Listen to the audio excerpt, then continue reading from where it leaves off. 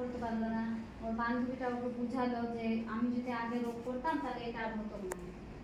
Very good. ভালো। আরেকটা point যেটা আমি বলি তোমার সঙ্গে অ্যাড করে দিই, যে কম বয়সে বিয়ে হয়ে গেছে, ওর বারবার মিসক্যারেজ হয়ে গেল। মানে মা হওয়ার তো একটা বয়স থাকে, তাই না? সবকিছুর একটা বয়স থাকে, তাহলে মা হওয়ার একটা বয়স থাকে। ও হলো আগেই মা হয়ে গেল, যে বয়সে মা হওয়া উচিত তার আগেই মা হয়ে গেল। এতে কি হলো, বারবার মিসক্যারেজ হয়ে গেল, মানে নিজের থেকে বাচ্চাটা নষ্ট হয়ে গেল। তো সেই ক্ষেত্রে মায়েরও প্রবলেম হলো, বাচ্চাও মারা গেল, মাও মারা গেল, মাও লাস্টে মারা গেল। তাহলে এটা কি হলো, একটা জীবন চলে গেল। ভাবো, সেম এজ, দুজনের দুই রাস্তা, মানে একই সঙ্গে দুজনেরই সেম বয়স, তাহলে বুঝতেই পারছো। এবং ওরা ভিডিওটাতে যেটা দেখালো যে কিছু কিছু বাচ্চাকে ওরা বুঝালো সবাইকে রোধ করতে হবে, তাহলে বাচ্চারাও সাপোর্ট দিয়ে দিল, হ্যাঁ আমিও সাথে আছি, আমিও সাথে আছি।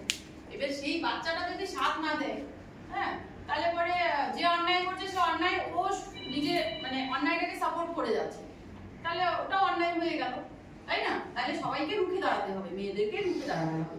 আমাদের সমাজে যেটা প্রথা চলে আসছে সেটাকে চেঞ্জ হতে সময় লাগবে, আস্তে আস্তে আস্তে আস্তে হবে, একদিন হয়তো হয়ে যাবে। এই জিনিসটা আমাদের দিকে খুব কম, শিলিগুড়ির দিকে খুব কম, এখানে ম্যাক্সিমাম। তো এখানে আমাদেরকে সবাইকে অ্যালার্ট হতে হবে, সবাইকে অ্যাওয়ার্ড হতে হবে যে আমাদেরকে এটা বন্ধ করতে হবে। আরেকটা জিনিস, মা বাবা বিয়ে দিচ্ছে সেটা অন্যায়, সেই বাচ্চা মেয়েটা ও যে পালিয়ে যাচ্ছে সেটা অন্যায় না? এটা বলো, তাই না?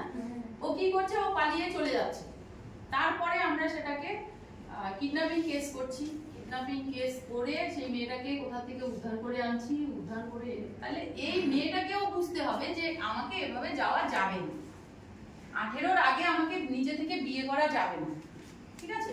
মা বাবার বিরুদ্ধে, গার্জিয়ানের বিরুদ্ধে আমরা রুখে দাঁড়াচ্ছি, কিন্তু এই যে মেয়েগুলো, যে বাচ্চা মেয়েগুলো চলে যাচ্ছে সেটাও তো অন্যায়, বিয়ে করতে চলে যাচ্ছে, সেই ক্ষেত্রেও একই আমাদের সবারই হ্যারাসমেন্ট।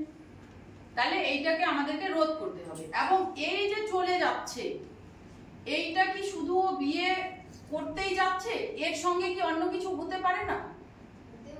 অনেক কিছু হতে পারে। হিউম্যান ট্রাফিকিং, যেটা যেই সেকশনে আমরা কেস করছি, এই মেয়েটাকে যে নিয়ে যাচ্ছে, কেউ ফুসলিয়ে নিয়ে যাচ্ছে যে তোকে আমি বিয়ে করব, ওই ছেলেটা বিয়ে না করে কি করছে, ওকে খারাপ জায়গায় খারাপ উদ্দেশ্যে বিক্রি করে দিচ্ছে, তারপরে সেই মেয়েটাকে ওখান থেকে আর ফিরে পাওয়া যাবে না।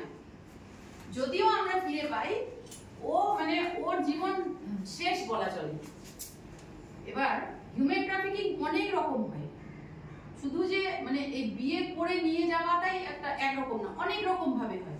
মেয়েগুলোকে কাজের লোভ দেখিয়ে নিয়ে যাচ্ছে, চল ভালো কাজ দেবো তোকে, চাকরি দেওয়ার লোভ দেখিয়ে নিয়ে যাচ্ছে, সেই মেয়েটাকে কোনোভাবে ওরা মানে কোনোভাবে বুঝিয়ে, ওকে ফুসলিয়ে কনভিন্স করে ওকে নিয়ে যাচ্ছে, নিয়ে গিয়ে ওকে মিসইউজ করছে, অনেকভাবে ব্যবহার করছে ওকে, হ্যাঁ।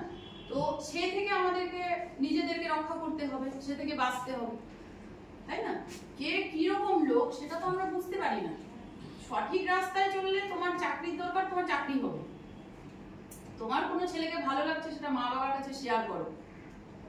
যেই বয়সটা ভালো লাগার বয়স, সেটা ভালো লাগতেই পারে, সেটা ঠিক হচ্ছে কি ভুল হচ্ছে সেটা মা বাবা একদম সিদ্ধান্ত নেবে, কিন্তু সেই ছেলেটার সঙ্গে একদম কেউ যাবে না, ঠিক আছে? এবার এই হিউম্যান ট্রাফিকিং যেটা বলছি, মানব পাচার কি কি রকম ভাবে হয়, একটা ছোট্ট একটা কাহিনী দেখবো, ঠিক আছে?